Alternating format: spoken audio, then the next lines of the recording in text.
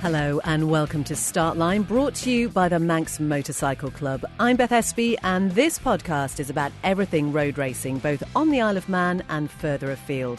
From the races and the teams to the organisers and officials, it is all here on Startline. Thank you so much for downloading this episode of Startline, where today we are talking pre-TT. It's coming up very soon here on the Isle of Man, down on the Billown Course and organised by the fabulous Southern 100 Club. If you've never been, it is well worth a visit. Honestly, you've never seen anything like it, and fingers crossed for the weather as well. We're going to hear from two newcomers for that event today. Liam Taylor a little bit later, but first Ste Sewell, who was actually a newcomer at the MGP in 2025. We talk about his preparation for the pre-TT, why he wanted to do it in the first place, and also just how important his family support is. Yeah, my name's Ste Sewell. I'm from the northwest of England and I do short circuit racing, a bit of road racing at Scarborough. I was a newcomer at the Isle of Man Classic TT last year. And, we spoke to you at the Classic TT, Ste, and I think you just really, for me, embodied what racing on the mountain course is all about, because there was just such joy in your face when you'd had a couple of those laps around. Obviously, you had your family around you, you had all the support from your team and whatever. And I think, there was a moment where it just all became quite real for you. Yeah, the whole thing was a bit of a special moment, really. It was nice to be in a position where I could just try and savour everything and just enjoy it and not worry about any stresses or pressures. And yeah, because I got told by loads of people, just enjoy it. You don't get to do your first one again. So was it everything you wanted it to be? Definitely, yeah. I thought it was going to be a lot more scary. Maybe it was the pace I was going at, but I don't know. I approached it sort of gently and steady away, as my missus says. Yeah, like I say, just enjoyed it. It was, nothing to prove. Just work it out, get your bearings, get comfortable. Hopefully come back next year. And then you're going to be a newcomer again, which is what we're focusing on today here on the Isle of Man, because racing on the Billown Course. Have you done any racing down there at all yet? Nope, not. So I'll be donning the orange vest once again. I've been round it once in a car, once on a bike. No, never been round it. I mean, it's a little bit shorter, 4.25 miles as opposed to 37.75. But how much time are you going to have to actually prepare for it? I don't think you get much practice, and it's you're straight into it. You get a bit of a warm up and qualifying, then you're into it. So I think for that, I'm a bit more scared of the southern one than I am the big one. But no, again, it'll be a steady away approach. Learn it, enjoy it. And at what point and why did you want to do it? Don't know. I really don't know. No, it looks a good course. It does. There's a few things that must start in the wet that I'll have to get used to. I mean, it's the same as Scarborough, I guess. But yeah, it just has a certain appeal to it. And I think it's just one of them. You've got to do it as well. It's tick it off the list sort of thing. I love that. I don't know. Yeah, just entered by accident. Whoops. Yeah, I did. I think it's a bit of fear of missing out, maybe. I don't know. See people doing it and seeing, they have a good time and it looks really good. So yeah, we'll give it a go. Do you know, that's the interesting thing, and I think the more people we speak to, the more this seems to happen. So you have a goal, obviously yours was doing the mountain course, you did the classic last year, but then there's always something else, isn't there? It's kind of, you never get to that point where you think, all right, yeah, I'm done now, I'll pack it in and take up tiddlywinks. Yeah, I've come to realise it is a bit of a problem. I always seem to I want something to drive to, something new to do next year, and what we're going to do this year, what we're going to do next year. It's I don't know. Yeah, it's an addiction, I guess. As we're speaking, we're about sort of just over 3 weeks away from the pre-TT. It'll be a bit closer by the time this goes out. But you've got a machine behind you there. Is that the one you're going to be taking? Yeah, this is a ZXR 400. So I got it really because we had a bit of an issue with the Honda last year. It didn't have the top end. Although it handled very well, it wasn't that quick. And no matter what we did to it, we couldn't get it to go any faster. So hopefully this thing is going to be a bit quicker. It doesn't handle as well, but we'll see. Hopefully it's going to be as reliable as a Honda and a little bit faster. So are you sat in the garage at the moment, or is that your kitchen? I'm sat in the garage, yeah. My phone's actually leaning on my 600 engine crankcase. So it's very organised, actually. It looks quite tidy.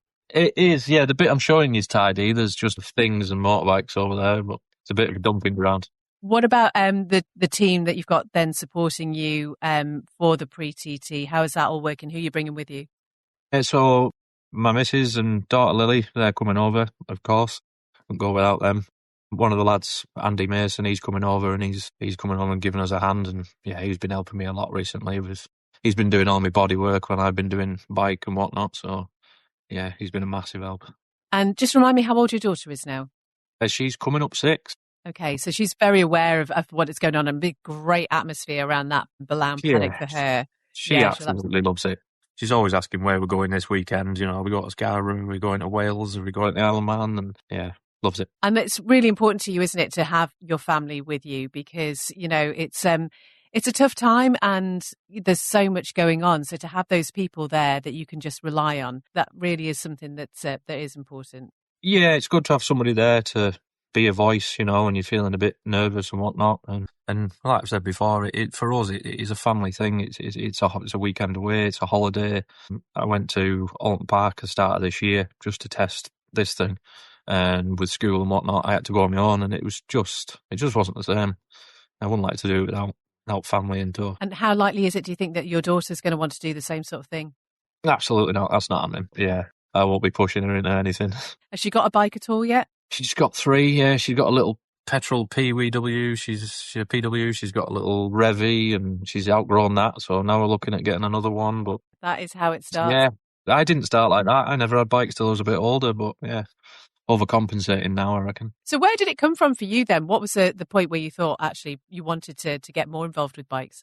From a young age, my dad always had bikes, like I've said, and you know, there's always been a seed planted there. I was always going to be on bikes. It was never about racing. I never thought I could do that sort of thing. But yeah, that just sort of grew arms and legs from track days, and you know, going places and doing a couple of hill climbs and things, and pay and play days, and it just sort of grew arms and legs and got really expensive from there.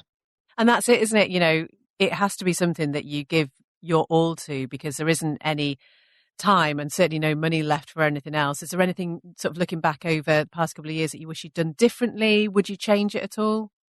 No, I think we're doing it right. We're doing what we want to do with our lives. You know, Mrs. is involved with bikes as well, so we do track days and go on off-road days and stuff. I think it's exactly what we want to be doing. Maybe a few more holidays in there would probably be nice, but boring sitting on a beach in it. There's no tracks or anything, no motorbikes. Sure, there are some warm places where you can go and ride your bike. Yeah, you have to think about that. Yeah. In terms then of learning the Billown courses, say it is obviously much shorter. Do you do the same sort of thing? Are you watching onboards? How are you trying to sort of get your head into it? Yeah, onboards for that are a little bit thin on the ground. You know, you don't have Milky's commentary on the Southern Course, unfortunately. But yeah, rider onboards, they're really valuable. And the ride game's got the Southern Course on it. So yeah, that's just to sort of trying to sort of put like a muscle memory in your mind before you've even done it, so you sort of know what to expect. I personally can't take anything from the game, but I think it just helps paint the picture and helps you get around a bit more safely. Would I be able to beat you? Probably, yeah, rubbish. If I rode a motorbike like I played that game, I wouldn't be here. In the run-up then, I would say not very long to go now. So how are the next few weeks looking like for you? They're looking a little bit like this, to be honest. They're looking like engines on the workbench and late nights in the garage. Yeah, just get everything ready, try and build up a spares package, make sure the bike's right, get everything sorted. So. And how has the sponsorship side of things been so far for this season? Are you all sorted? Have you got everybody you need? It's been a bit more of a struggle this year, because I think when you're doing something like the TT for the first time, people want to be involved and, you know, they want to help out. But I don't think you get the same thing when you've already done it once and you just want to go back and it goes back into what you're doing as a hobby or whatever. But there's been a few people, you know, Chris and Jan have helped me out with helmet and whatnot, and MBR Motorsport and Lee MOT, they've helped me out with this ZXR a few times because that's all they race. So yeah, there's been a few people that have stuck with me and helped me out, which I'm eternally grateful for. And Steve, for anybody who's looking ahead to MGP for their first time, as you say, hopefully you'll be back over, hopefully doing the Classic again. Is that your plan?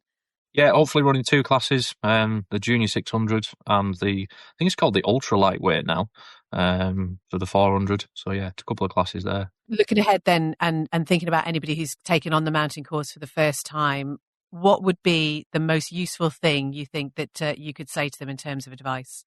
It's a tricky one, really, because everybody sort of works differently, but just you've got to pay attention to what people are telling you, but you've got to listen to the right people, I think. You know, the instructors that you get when you're over there, they all know what they're doing. You get plenty of information from other people and whatnot, but you've got to sort of filter out what's right and what's wrong. But yeah, just be a sponge, take it all in, absorb it all and savour it. And just finally, where can people find you on social media so they can keep up to date with how you're doing? Yeah, so I finally got my finger out and put an Instagram page together, whether it's interesting or not, but that's SRS Road Racing on Instagram. More Central this year have helped me out with a suit and a helmet because of the crash that I had at Cadwell. It wrecked everything. So bike was all right. All the gear was wrecked, but it did its job. And you didn't hurt yourself too badly, but you have got a couple of broken ribs, did you say? A couple of cracked ribs. That's a previous injury, that. So I've done that 3 times. Just landed on my shoulder, on my elbow, and yeah, broke my own ribs under my own weight, I think. You were okay, though, to ride and everything, obviously, because that sounds really painful. Yeah, I mean, I crashed out in race 2 and then got patched up and back together for race 3. So they started me at the back 23rd, and I managed to get to 7th with some rather squishy ribs on the tank. So, yeah. It's amazing what adrenaline will do. I am literally wincing thinking about that. I was as well, to be honest. But. Okay, well, looking forward to seeing you then very shortly. Hope the next few weeks are all completely smooth and everything goes to plan. And yeah, best of luck with it. Thank you very much. Nice to see you again. Ste Sewell. And honestly, his garage wasn't that bad, actually. It looked very organised. If you'd like to follow Ste on social media and keep up to date with how he's doing, then the links are on the podcast page. And we're looking forward to catching up with him when he's over for the pre-TT.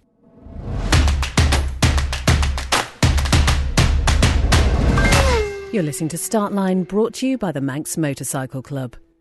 So our second pre-TT newcomer is Liam Taylor, and I caught up with him while he was working on a Saturday to find out a little bit about his racing career so far and why he wanted to do the pre-TT. Name's Liam Taylor, from Cannock in West Midlands in England. Race-wise, to be fair, it's been a bit varied because we do everything ourselves. It's not really been consistent racing in that sense. We did one full season in 24 at Darley Moor in Ashbourne, which we did the CB 500 championship there, come second in the championship in that. And then before that, we've done a mix of when Thundersport was going. That was our first racing. That was on the ZX6.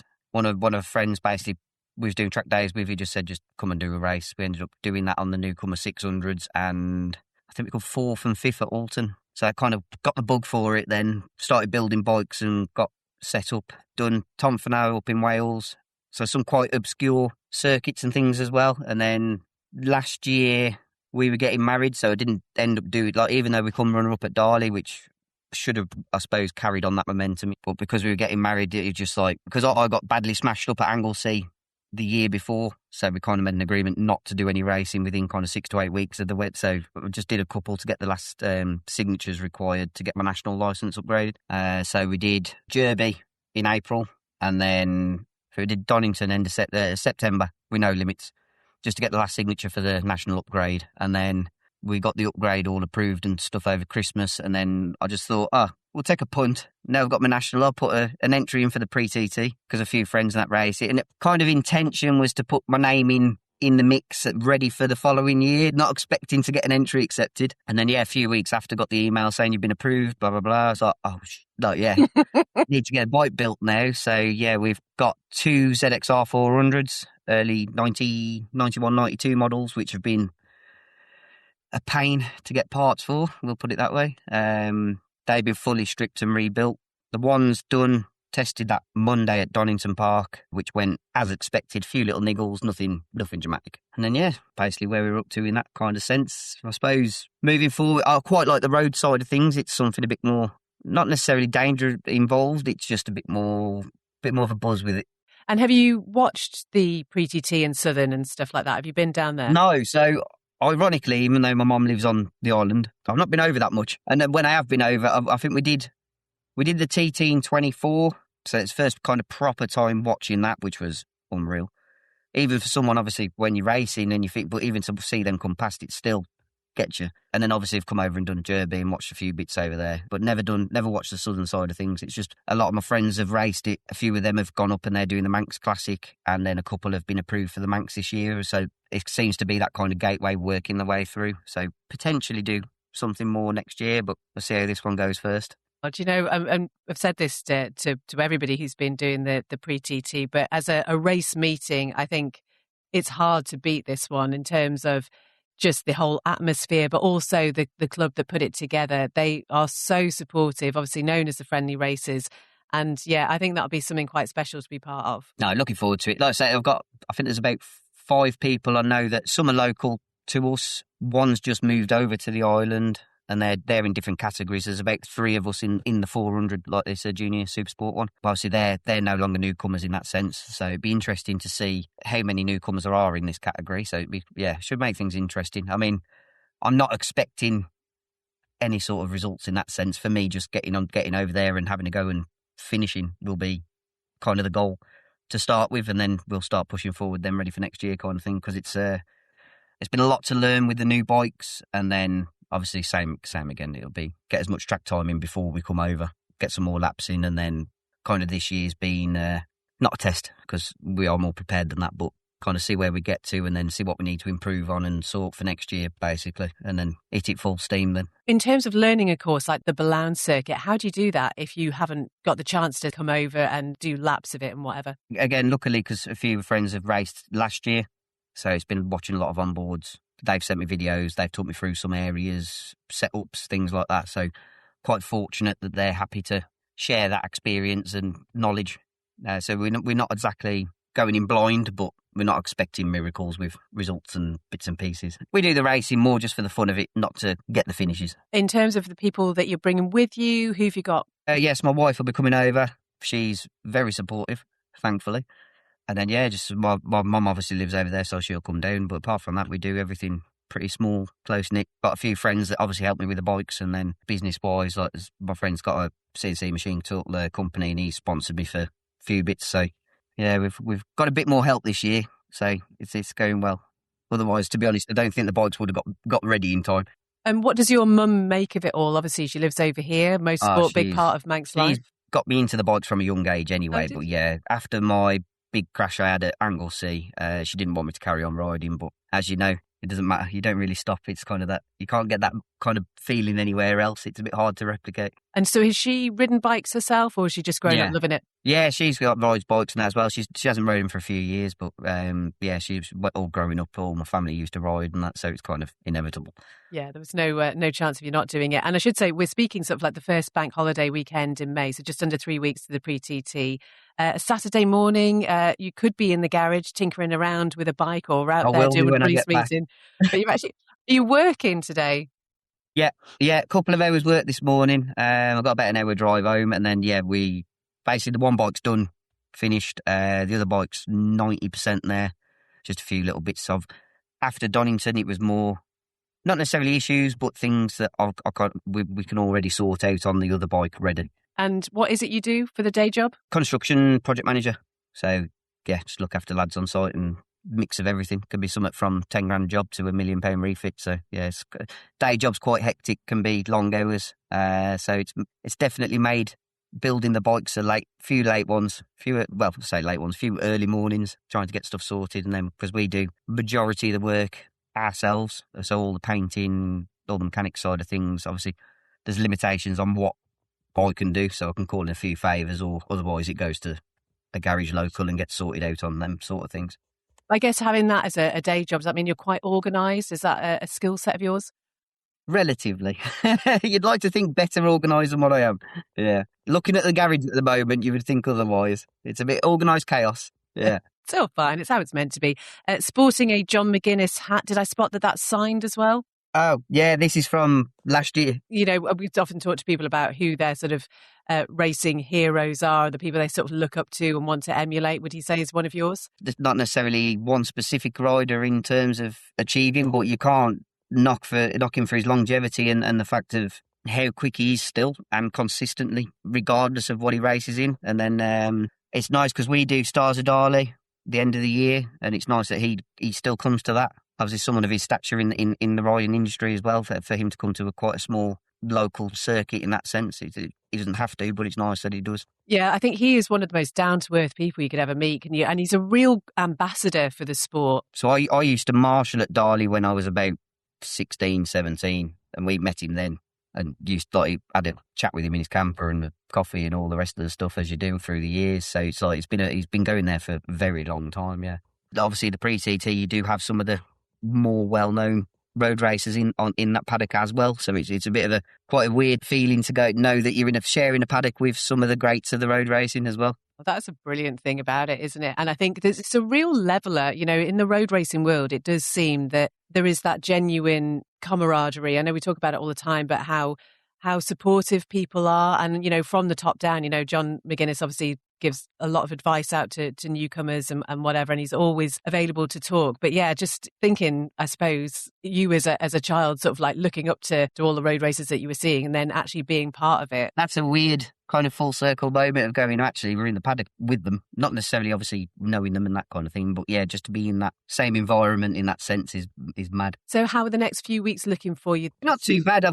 So all the bikes and stuff are painted now, the new fairings and that sort of thing. They'll be going off to local graphics company to get a bit more of a design done. We've never really had anything done like that before because, like I say, we're normally just me and the missus that sort stuff out and a few mates that help out here and there. But this year we've had a few companies knock some money off on parts and things to help out, and that's so we're trying to obviously show their logos and things a bit more. So it'll be a bit more of a design in that sense, which quite looking forward to. Something that, yeah, I mean, don't get me wrong, the bikes have always looked nice, but you look a bit more of the part, I suppose. Yeah, I guess it just brings it up a level, doesn't it? You know, as you progress through the sport, and obviously this is going to be your first road race over here, but, you know, potentially you thinking taking it further? The plan is to do, obviously with having to build the bikes, it's been not necessarily a slow start, but wanted to build everything correctly, put the money where it needed to be to start with. Do a few track days just to get laps in. I've done the racing before, so I don't necessarily need to know how to race in that sense, but it was more just time on the bike and laps on the bike to figure setups.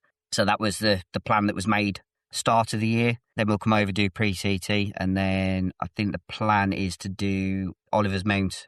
So we've been up there quite a few times, watching and supporting a few people that we know. Like to have a go at that, and then potentially just a few of the like club rounds round here, and then finish up with Darley at the start at the end of the year. You just mentioned obviously 2024 and that incident you were involved in Anglesey, and obviously physically took a bit of a battering. Is everything all sorted now? Yeah, it went well. It was just one of them. It was the test day for a race weekend. That was on the ZX6 that we had. Just one of them. There's quite a few slides and stuff that weekend. I ended up losing the rear a little bit, and then got hit by another rider. Broke my neck and ribs and nose, eye socket and a few other parts. Spent a while battered and bruised, but yeah, it's about 6 weeks after we was back on the bike at Tomf, and then we did Stars, and then yeah, had the winter then to fully recover and got back on it. But yeah, it was a weird. That was when my mum obviously and a few others didn't want me to carry on, but you can't help it. And it's amazing, isn't it? I mean, the resilience that seems to be inbuilt in anybody who is involved in this sport is just something else. You know, you get the people who've got a bit of a sniffle and they'll stay on the sofa for a week, but, you know, 6 weeks after that being back on the bike. And I guess from almost a mental point of view, it must be so important. But that was the part of having to get back out rather than wanting to in that sense. Because I think for Tomf, when we first went back out and did Tomf now, it was come back in, got a bit of a telling off from the wife because I was very miserable. Weren't happy with the riding, things like that. Just didn't feel 100%.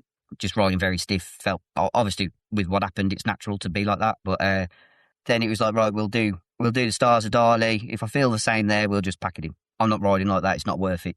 Not coming in happy. You know what I mean? It's not worth the money and all the time and all the rest of it. Luckily, we took the ZX6 and the CB500 to Darley, rode them both, felt a lot more comfortable. Still stiff and a bit weird, but yeah, felt a lot more comfortable coming up here, and then it was like, right, sound. Spent Christmas getting a bit fitter and sorting out, and yeah, just got in a better headspace with it, ready for the next year. And then that was when we did the full season with Darley. Fortunately, with the results and things, ended up coming second in the championship and won our first couple of races as well. So yeah, it ended up being quite a good year after the bag crash. Well, that's brilliant. Do you have a special place that you keep your trophies? I've just got my office at home, so there's just a couple. I've only got a small amount. Again, we don't really go. Well, I'm not the quickest. I'm not expecting to be anything like that. So it's nice to have a few bits we can stick on the side. And when you come over, are you going to stay at your mum's, or are you going to do the paddock thing? No, we'll stop in the paddock. We're coming over a few days earlier, so I'll stop at mum's for a few days and then come down into the paddock. Obviously, there's a lot to try and figure out what the processes are and things like that for it as well. We've been a newcomer and the scrutineering and all the rest of it. So yeah, I'll probably get down Wednesday, Thursday, just go down, have a chat with everybody and see what we got to do.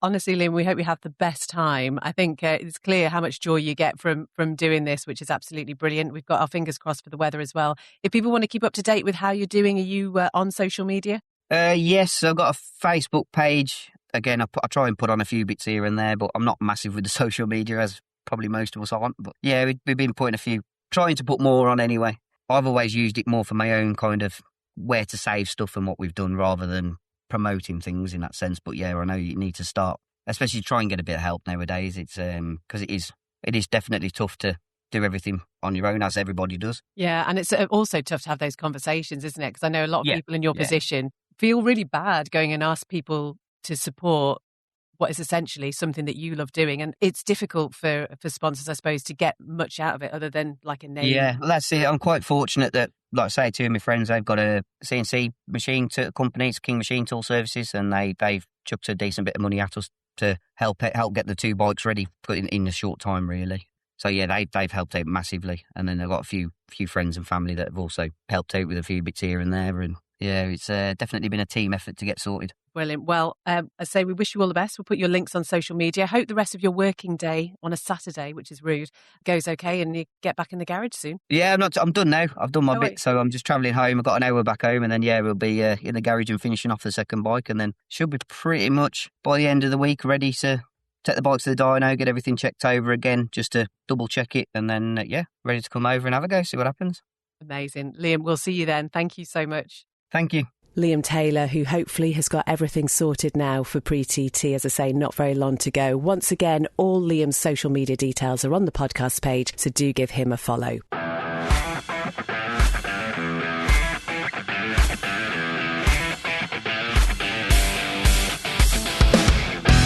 Thank you very much indeed for listening to this episode of Startline. Do take some time to find the riders on social media. Your support is very much appreciated. And if you'd like to get in touch with me and be part of the podcast in the future, you can email beth@startline.im. Until next time, take care. Bye-bye.